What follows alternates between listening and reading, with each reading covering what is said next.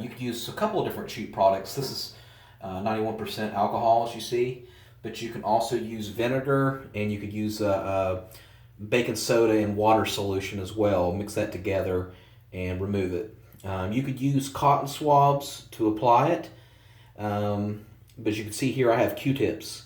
And the reason I like using Q-tips is because I can apply more friction to it as opposed to like a cotton swab.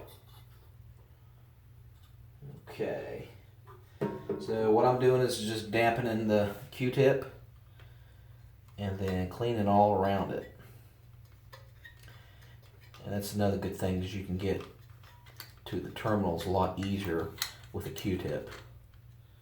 As you can see there, there's some on the side there. Get both terminals on each slot really well.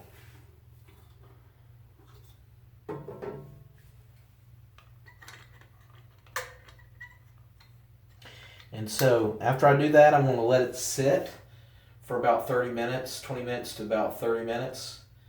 And what I'm going to do, just in case, I'll just go ahead with the dry end and dry it off. But it should be dry by the time you put new batteries in it. And then try and see if it works. If it doesn't work, try it one more time. Go ahead and apply the alcohol or whatever your cleaning solution is back onto the terminals. Let it dry and try it again. All right, I hope this helps, and let me know in the comment section if you've tried it and you got your electronic to work.